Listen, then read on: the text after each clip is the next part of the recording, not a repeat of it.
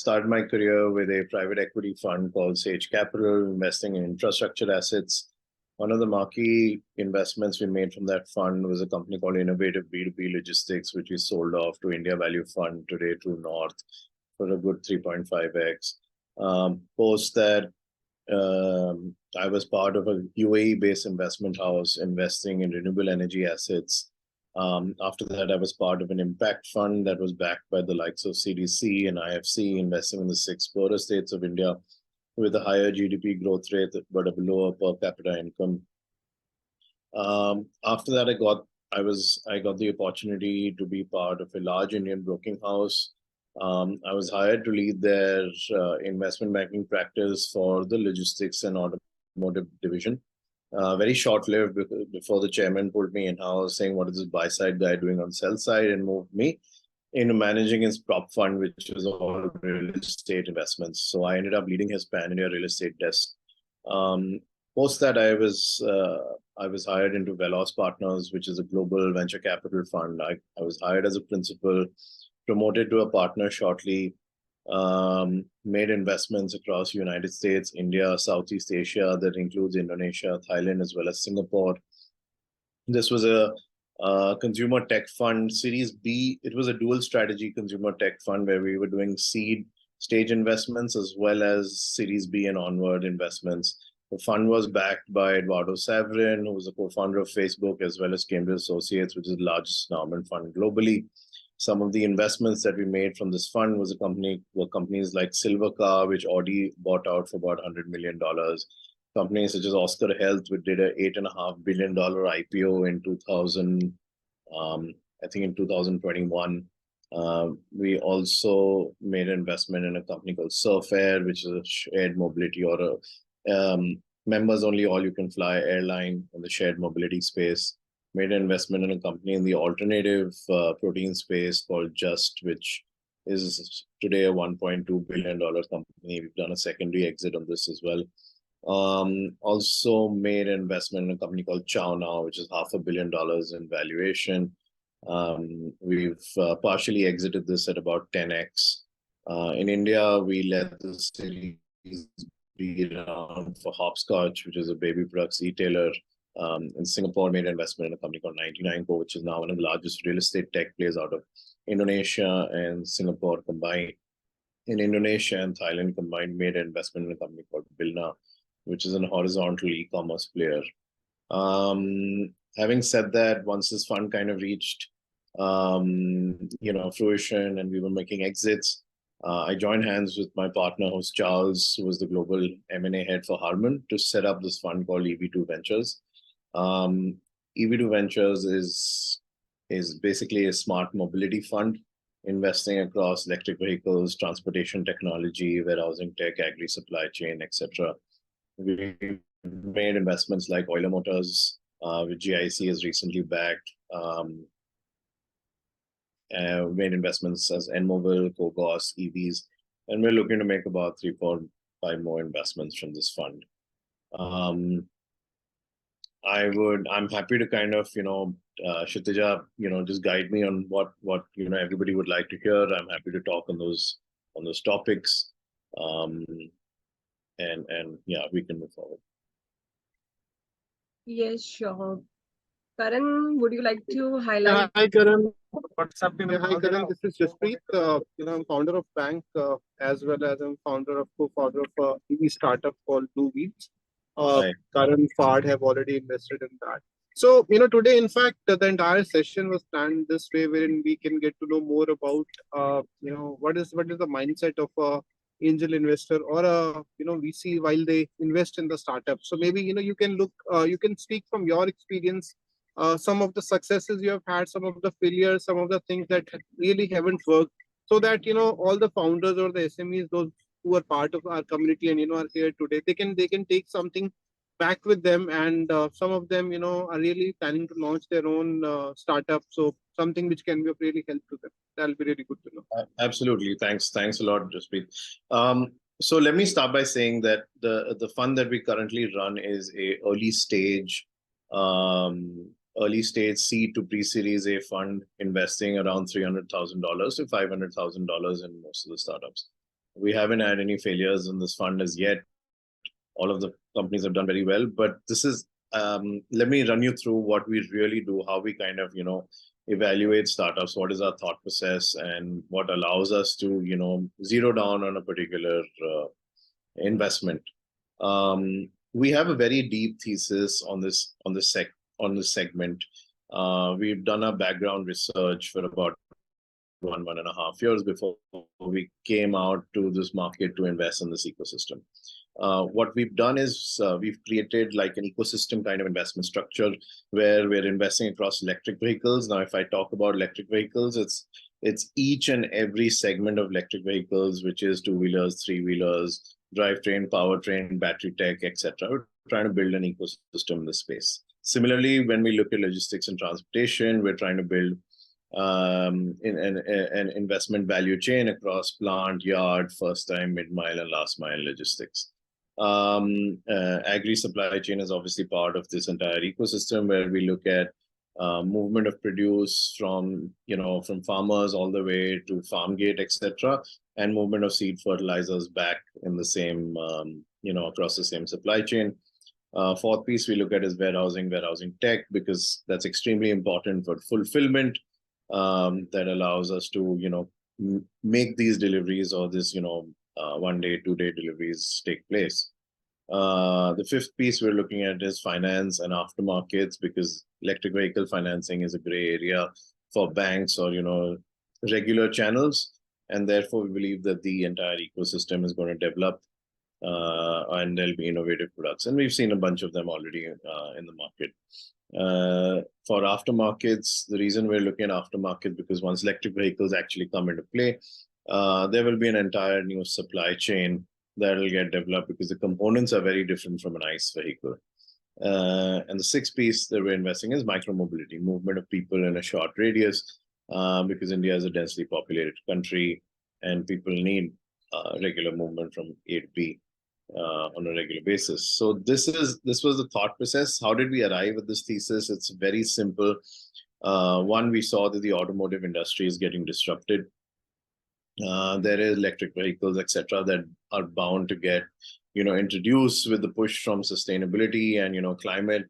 And also let's look at electric vehicles are actually not new. They've been around for a lot of time. It's just were not viable anymore. It's just at this point they become viable, commercially viable, and hence we feel that this entire shift is going to take place, because once you see a better product and a more effective product being commercially viable, then it will automatically replace the existing industry. Second piece, why did we focus on logistics? The 2 points here. One is that India has a higher GDP cost to logistics spend, which is about 13 to 14%, whereas globally it's about 9%. We can't reduce this cost, and it has to reduce. But we cannot reduce this cost by infrastructure the way China did. So therefore, the only way this cost is going to get reduced is by technological innovations. Therefore, we merge these two theses and thought processes of how electric vehicles actually have a higher upfront cost and a lower per kilometer cost, and how technological innovations are going to actually create opportunities in the logistics and transportation space, giving us a very simple thought process that electric vehicles are going to be viable for commercial applications, because that's where you can sweat the asset as much as possible. This allowed us to develop an entire thesis. We also saw that the e-commerce industry is booming. There are a lot of deliveries. Deliveries are increasing on a regular basis, but really, movement of product is an analog process. Though we think it's all digital, but really, when you press a button and product gets delivered, the backbone of their entire piece is logistics and fulfillment, which is a complete analog process. And those pieces need to get let's say digitized, or I need to go through a technological innovation for increase in efficiency. And we saw that yes, the rudimentary an ecosystem was developing, and there was a lot of innovation that was happening in order to increase the efficiency there. Right now, I mean, at one point you could only have Amazon deliver in 1 or 2 days. Now you actually have a lot of companies delivering in 1 or 2 days. The other e-commerce players used to actually deliver only they used to take about a week to 10 days to get your product delivered. And now that efficiency is improved, they're able to deliver in 1 to 2 days. And that efficiency is what we're actually investing in. Those products that allow that efficiency to take place. That's how we develop this entire thesis. What do we really do when we look at, and how do we look at companies? Now that we have our thesis panned out, what we typically do is we pick up a sector or a segment of our thesis and we look for startups in that thesis. Now, I can give an example. When we were looking at three-wheeler OEMs, we looked at all the three-wheeler OEMs across the country that were prevalent, and we zeroed down on investing in Euler. And this is what we do for each and every company that we invest in. We look at all the competitors. We try and find all companies in that space. We meet and talk to most of the founders in that entire ecosystem and see which has the best founder to execute the thesis, which has the best business model, which founder has the best thought process, which founder has the best technology. Similarly, if any founders have IP around their product that allow us to, take a more effective decision. So what happened at Euler, we saw that everybody was, almost of the three-wheelers, they had very little internal innovation across their product. All of them were mostly kind of creating, let's say, assembly units. So they were calling for decks and they were creating a product out of that. Whereas Euler had IP around his battery technology. He was able to integrate his drivetrain with the battery tech and create more efficiency with his product. So his IP is around thermal cooling. So the batteries don't get heated up for fast charge. The batteries actually have a longer life, etc. So that allowed us to zero in on Euler as a effective investment in three-wheeler space. Similarly, where we pick up a sector, we look at all the players, we look at the segment, we look at what kind of business model, what they're running, and go ahead and make the investment. This obviously takes slightly longer to execute an investment, but it allows us to be certain that we're that we're making the right bet. Having said that, any VC, typically their returns are linked to 20%. If 20% of their companies do well, their returns are pretty much sorted. Our thought process was that if we're able to increase that percentage by effective, or let's say more detailed analysis and competitor mapping, can we kind of get a higher hit rate of say 50%, 60%, and allow us to kind of create a fund that has more, let's say, a much higher return rate. So that's how we go through the entire process. Thank you, Karan. I have a follow-up question, and then probably others can also raise their hand. They can ask a question. So since you have this dedicated fund towards the EV, do you have any such company which has come to your attention which are doing large trucks as well, like 6 tonners or 10 tonners or 20 tonners? And do you see that happening in next couple of years significant? And are you asking this specifically from the EV space, or are you asking this EVs, yeah, EVs.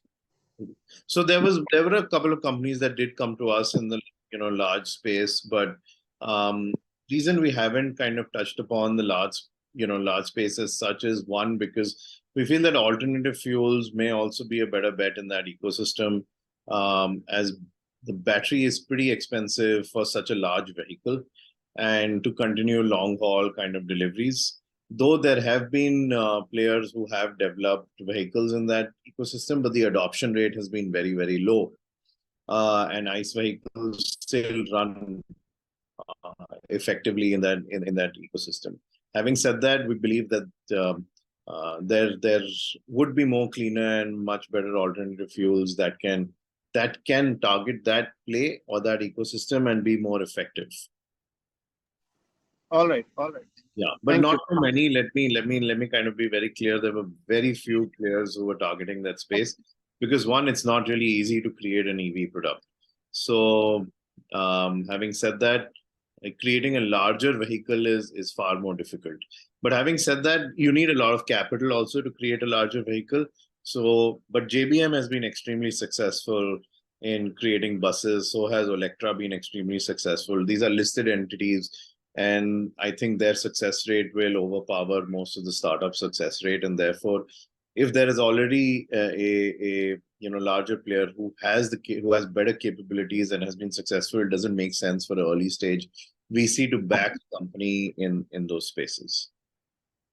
Yeah, so we were just studying the BYD's model, and they have penetrated big time into Chinese market, and probably we were expecting that something like that will also happen, because when you started, you spoke about the fundamental problem of typically very higher logistics costs in the country, and these are largely driven by large vehicles, right? So maybe importing some of these technologies, or the battery ecosystem, so probably will be really helpful.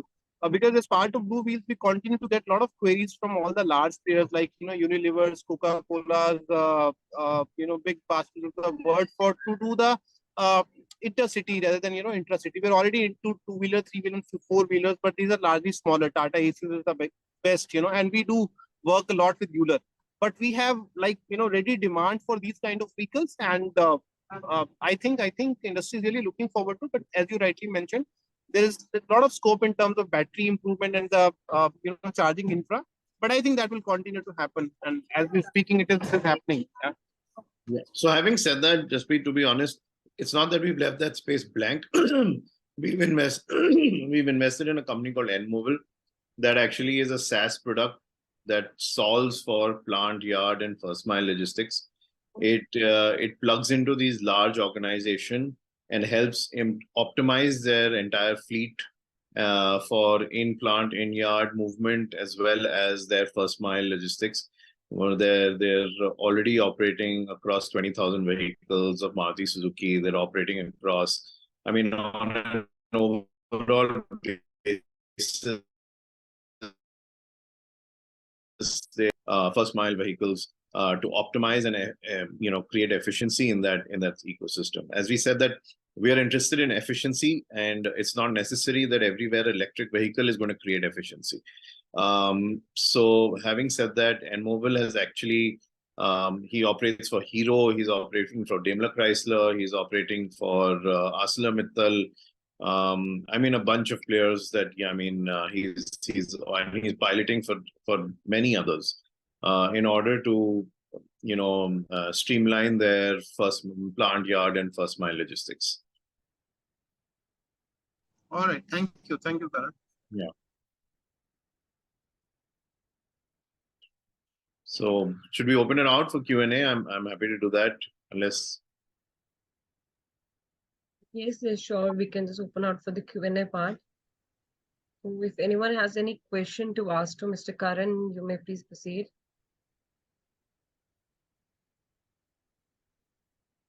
So Karan, I have a question. So where do you see the EV ecosystem moving in the next 5 to 10 years? If you can talk about what revolution we can expect can happen in this ecosystem, because I guess logistics is done and dusted now, I believe, and I guess now there's a lot of things happening in battery, right? So what, as per you, will be the next revolution moving forward? So I don't believe that logistics is done and dusted. We've barely scratched the surface of adoption in this ecosystem. But having said that, we've seen a lot of component level innovation that's taking place. Initially, I mean, battery technology is one of the key aspects. We've seen people trying to play around with different chemistries, different kind of style of battery packs that allow us to, be more efficient, dissipate energy, faster charging, etc., etc. We've also seen a lot of innovation across powertrain, drivetrain, with people trying to innovate across different kind of motor types. But they're all trying to start small, applying that for cycles, and then probably moving to two-wheelers and then three-wheelers. So that's another step. India has a large gap for motor controllers. We've seen a few startups trying to target that space as well, because it's all the motor controllers today actually come from China, and there's a huge gap. Even BMSs with the battery packs, etc., which has now become a norm, and the entire efficiency. We've also seen, so the US market, we've seen moving to a, let's say, like a CPU in an ICE vehicle. We have an ACU in a electric vehicle, which is basically like a central control unit. So we've seen that in India also, there are certain companies or certain early stage startups who are targeting that space, which can be very effective for three-wheelers as well as four-wheelers, and to integrate all components together and drive them efficiently. It's not, let's be honest, it's not only about the efficiency of the battery, it's also the efficiency of how effectively the ACU or the controller can pull energy and power the drivetrain. So it's an entire unit that works together that allows you to kind of give you a better mileage kind of thing. I mean, that's basically what everybody is trying to do. We've seen obviously charging infra, swapping infra, players that are already there. Having said that, for the next 5-10 years, the way we look at the EV industry evolving is that we believe that there'll be higher adoption across spaces in the two-wheeler and three-wheeler space. Whereas there will also be ICE vehicles that will run, so it'll be a mixed bag. We will hopefully see some amount of cell development in India, which we're completely oblivious to as of now. So I think indigenous technologies in India, except is something that we should be looking at. We'll also see IP, probably some more manufacturers who are, or let's say OEMs, trying to create IP around their products rather than just doing assemblies. Thanks. This helps. Yes, please, Shravan, go. Hey, Karan. Very nice talking to you. Splendid, splendid talk that you have provided. Great session. So just wanted, kind of touched upon what I wanted to check on Jaspreet's question, right? Because EV is one subset of smart mobility, right? Like you said, in trucks, there may be different option that is more viable, right? But in general, the space is being talked about as EV centric. Yes, EV enables in a lot more efficiency, lot more fuel savings, but there are other problems of smart mobility that are being missed out, or not enough focus is being given, because the entire talk is revolving around the logistics, because tier 2 and tier 3 cities is where bulk of the informal logistics happening, right? Many folks are dependent on two-wheelers for their livelihood, right? But most of the focus today is on the urban logistics, which is still has to be fully effectively more efficiently utilized. That is true. But when it comes to rural utility, not much is being focused upon. At the same time, we speak about these categories like two-wheelers, four-wheelers, three-wheelers, right? Because in traditional IC engines, there have been some constraints because of which the forms that took place traditionally. But now the EV powertrain gives so much flexibility, so much because of its compactness, new categories that can emerge. But because of this thought process, like these are two-wheelers, these are three-wheelers, or these are four-wheelers, new emergence of these new categories is taking a back step, in our opinion. Do you have a comment on that? How do we structure someone like me who's trying to create a new category? How do I structure? Because people have this set buckets in which they are currently thinking in terms of. Shravan, I don't know what you're trying to create, so difficult to comment on exactly that. if you could guide me on that, it'd be helpful. So yeah, in simple terms, sorry for everyone to take up more time, but in simple terms, like, earlier you used to have sedans and hatchbacks, SUVs. Now you have within SUVs, MPVs, and off-roaders, and many different categories. Same is the case with motorcycles. Earlier you used to have a motorcycle, maybe a couple of variations, a sports bike and a status-oriented bike. Couple of options. Now you have many different categories. Same is the case with scooters. There are not many options that were available. Now you have smaller scooters that are primarily used for short distance logistics, etc. Right? So new categories are being formed. What we are building is between a two-wheeler and a three-wheeler. It's a narrow tilting trike. A three-wheeler is very rigid. There is a chance of toppling. A two-wheeler is very agile, very maneuverable. It can be parked anywhere, but it is prone to skidding. So we are trying to build best of both worlds. It's a narrow tilting trike that qualifies as a two-wheeler. You can ride with two-wheeler license. What payload capacity? Payload, see, what we observed is volume trumps weight, typically in logistics as well as rural utility. We are giving by default 60 liters of boot space and extra wide legroom for much more capacity, but we can customize. It can be extended to 150 liters also. So it's not as much as a three-wheeler, but you can park it in a two-wheeler parking space, but with much bigger utility. So one thing I'll tell you, so we have an investment in a company called EVs that typically looks at two-wheeler adoption or helps in two-wheeler adoption across, the gig economy.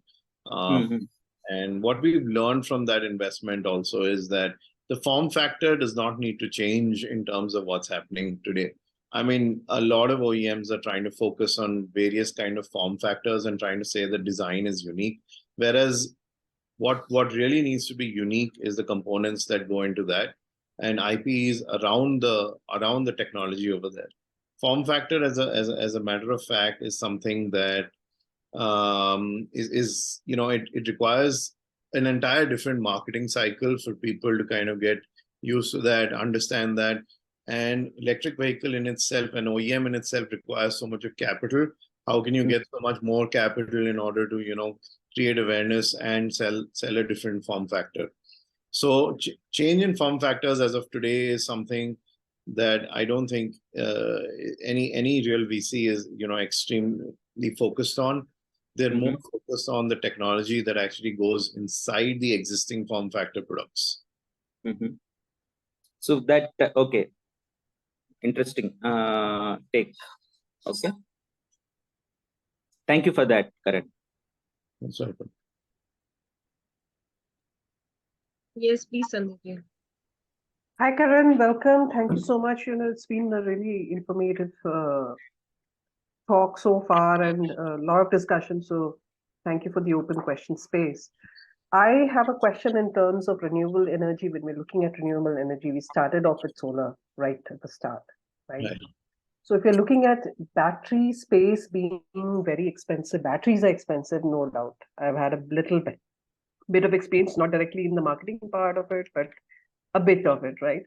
So my thought process has always been about, to get the EV space to the next level in terms of even usage. The biggest, of course, challenge is about the recharging of your batteries, mainly, right? Is there, potential space for conversions of solar energy? India being a very, very hot country, most spaces have a lot of sunshine. So a large part of the cost in terms of the battery recharge and stations, is there potential space of a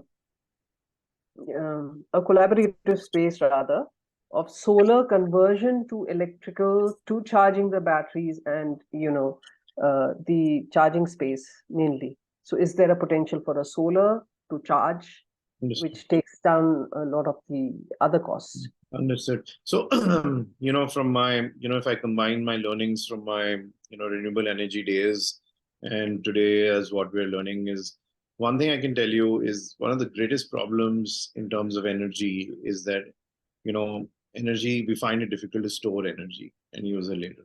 This is where everything changes. So what I believe and what we've been seeing, or what we've kind of moving towards or believing will actually transpire, is most of these batteries that are currently being developed over time are going to reduce in efficiency. And even if they reduce, say, up to 80% in efficiency, they don't become viable for a on-road product, but they become very, very useful for energy storage utility. And that is where we'll see that a lot of hubs will have batteries as, these used batteries as a energy storage hub, which will be linked to solar energy so that energy can be stored. And when charging actually takes place, the potential of utilizing stored energy from these batteries, as well as energy that we receive through the normal phase line, can kind of say,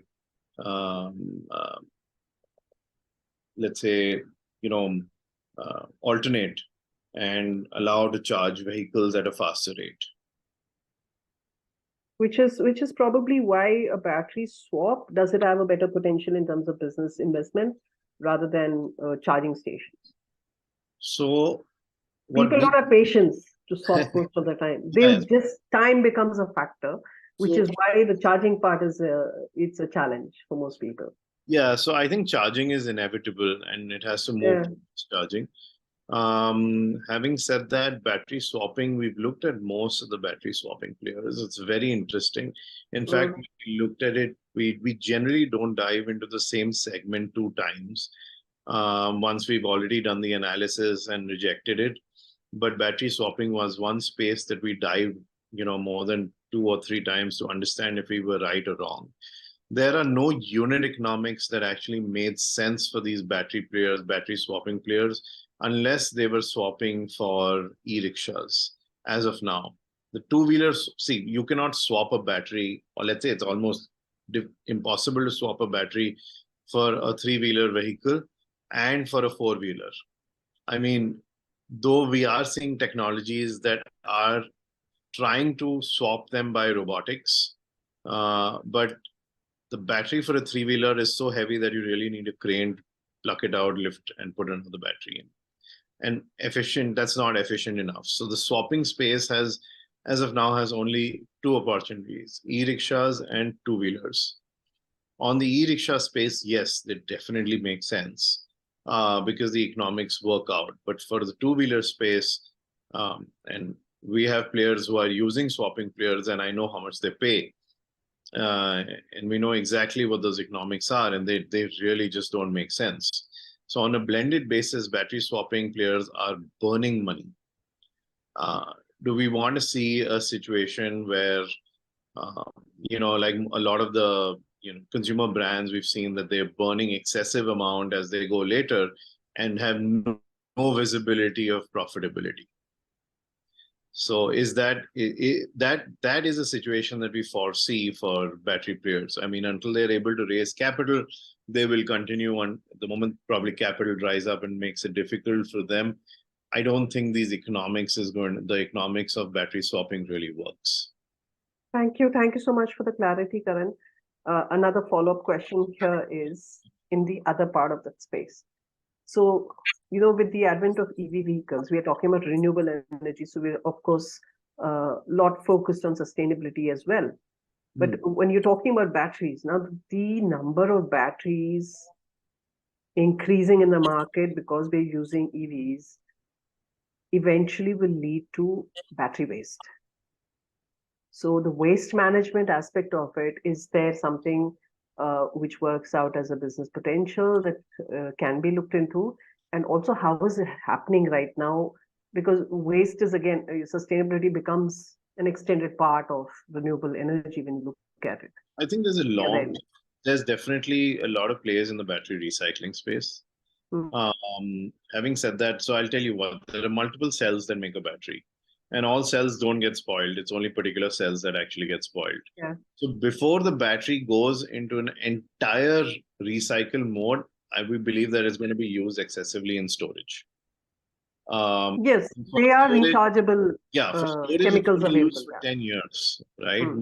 I mean, so if you really use a battery for an EV for 5 years and then you use it in storage for about 10 to 15 years, that's a humongous life for a battery. But there are already players who are trying to pluck out matter from the battery and recycle a lot of that in order to use it in batteries. But I believe that that ecosystem of recycling is going to get developed, though it's extremely interesting. You have to develop the technology today, is when we will get into cell recycling and cell manufacturing, because that is how that entire ecosystem is going to get we believe is going to evolve. Does that help answer your question? Yes, please, Chanpreet. Yeah, hi Karan. This is CP Sethi from Blue Wheels. So Hi. being from the same space, I just, I really want to know your views about retrofitting. So I've been watching this space for quite a long time, and it's been evolving for 3-4 years, and now things are really changing with the new drivetrains and motors and other components coming into the picture, and companies like Log9's getting into the retrofitting for a new vehicle, and some of them getting into the old vehicles. But how do you see the traction? Because this is such a big coming from a logistic industry. I know for a reason. That is too big. Yeah, thank you. So, Just a second. Shilja, can you just mute him? Thank you. So my question pertains to it. I mean, how do you see this retrofitting evolving from here? Because there's a huge potential. We ourselves in Blue Wheels are also, we've just tied up with Virya Mobility for it, and we've just done one vehicle.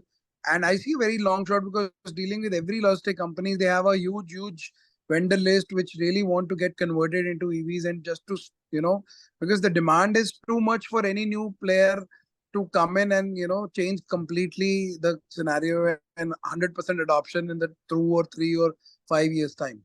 So being in the space as an investor, so your point of view, your perception could actually put some a different sort of a light on it.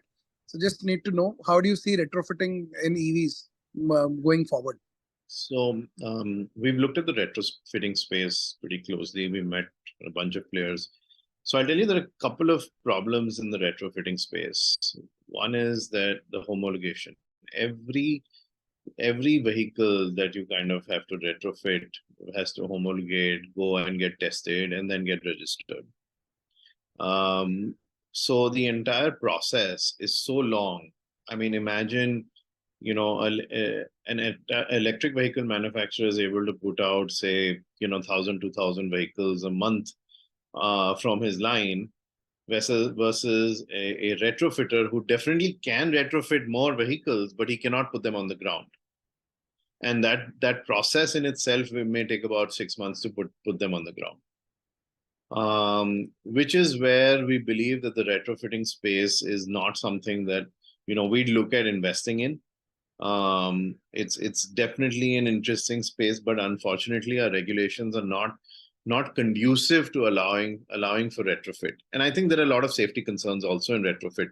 So that's where our stance has typically been in the retrofitting space.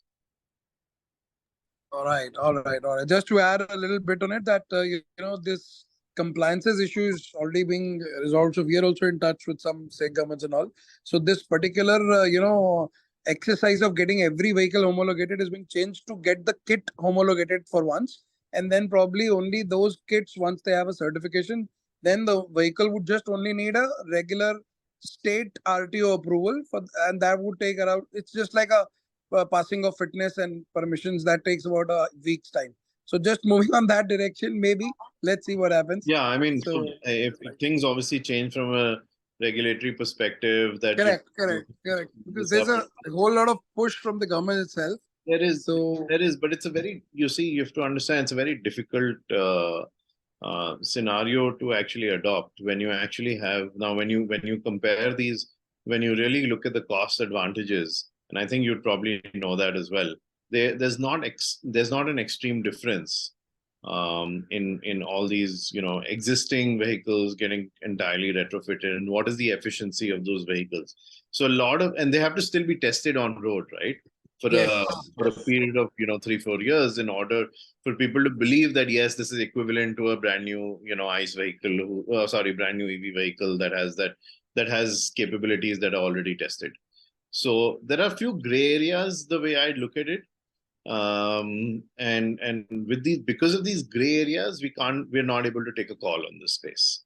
And hence we think that this is something, knowing how government works and knowing how everybody works in the space, I think it's a long drawn out battle before this becomes an efficient reality.